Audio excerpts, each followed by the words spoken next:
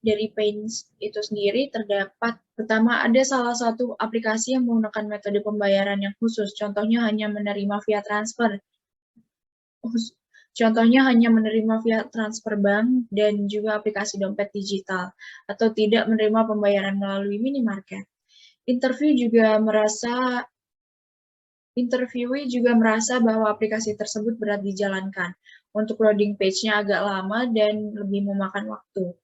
Dari sellernya, terkadang barang yang dikirim ada yang tidak sesuai, dan dari aplikasi e-commerce-nya, terkadang running aplikasi atau loadingnya agak lama atau down.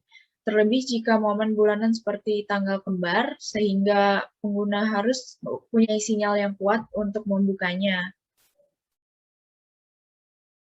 Kemudian terkadang merasa barang yang datang tidak sesuai ekspektasinya, dan juga deskripsi seller terhadap barangnya tidak sesuai. Kemudian review yang kadang tidak sesuai dengan barang yang dijual.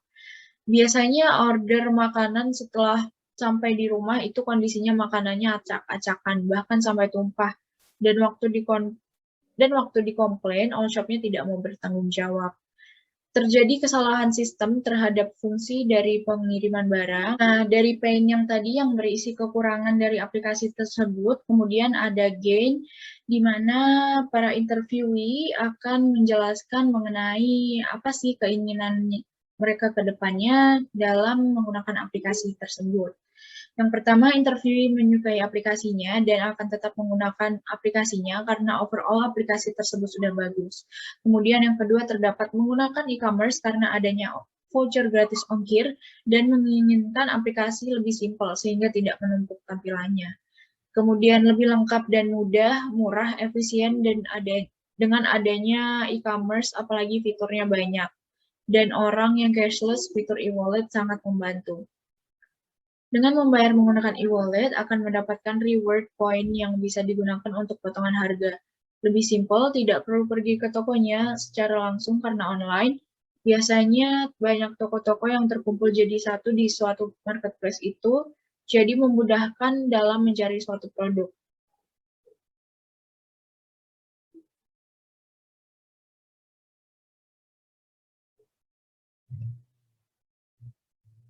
Produk yang dijual bervariasi dan cukup lengkap jika dibandingkan dengan offline store ketika memutuskan untuk membeli barang.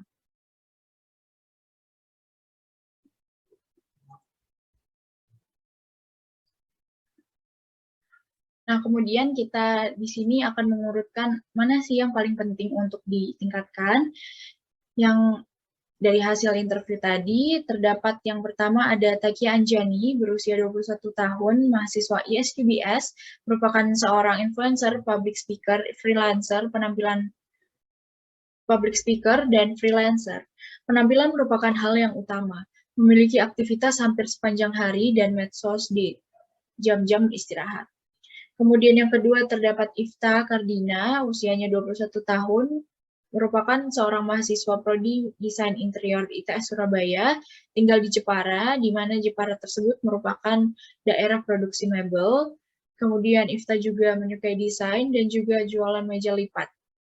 Kemudian yang ketiga terdapat Fitra Nurbintang, merupakan mahasiswa ISQ Business School, berusia 20 tahun, tinggal di daerah Kalimantan padat penduduk, menyukai trading, instrumen investasi, dan suka berbelanja. Kemudian terdapat Nadifa R, merupakan mahasiswi luar negeri yang berusia 20 tahun dan sedang magang di perusahaan luar, memiliki hobi olahraga, membaca buku, mempelajari manusia, dan juga bermain saham. Kemudian terdapat Jenny Sancia Firdaus, seorang remaja fresh graduate dari Universitas Negeri jurusan Konseling. Umur 22 tahun, tinggal di kawasan kota yang terlalu padat penduduk, hobi olahraga, dan terkadang suka berbelanja. Kemudian terdapat Aisyah Hana Farida, mahasiswa Stikes Husada, Jakarta Prodi Keperawatan, tinggal di daerah Jakarta Barat, suka berbelanja, dan aktif bersosial media.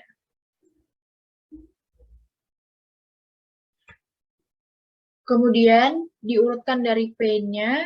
Yang pertama terdapat dari sellernya terkadang barang yang dikirim ada yang tidak sesuai. Dan dari aplikasi e-commerce-nya terkadang running aplikasinya agak lama, terlebih di momen Terlebih jika di momen bulanan seperti tanggal kembar, sehingga penggunanya harus punya sinyal yang kuat untuk membukanya. Terkadang merasa barang yang datang tidak sesuai dengan ekspektasinya. Ini juga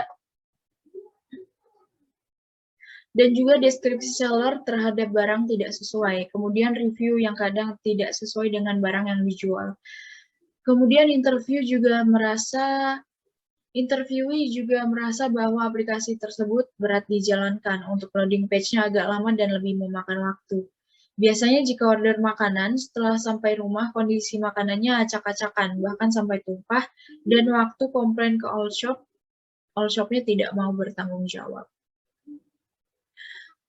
Terjadi kesalahan sistem terhadap fungsi dari pengiriman barang. Kejadian saat memilih pengiriman kurir tidak sesuai dengan kurir yang dipilih oleh pembeli. Kemudian yang terakhir terdapat ada salah satu aplikasi yang menggunakan metode pembayaran yang khusus, contohnya hanya menerima via transfer bank dan juga aplikasi dompet digital atau tidak menerima pembayaran melalui minimarket.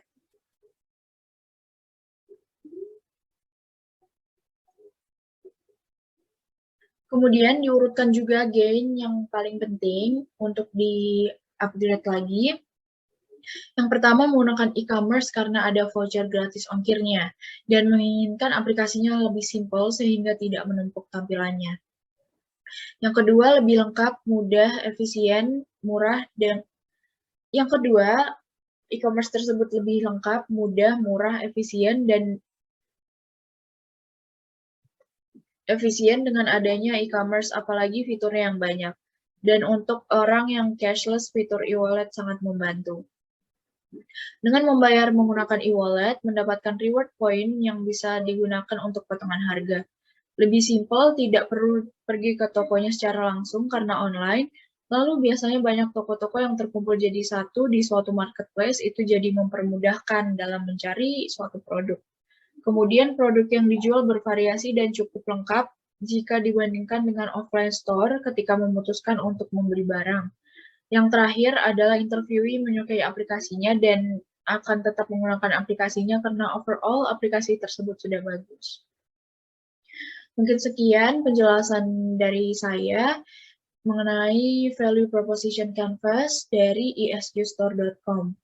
Semoga presentasi dari saya akan bermanfaat untuk kedepannya. Sekian dari saya, terima kasih. Wassalamualaikum warahmatullahi wabarakatuh.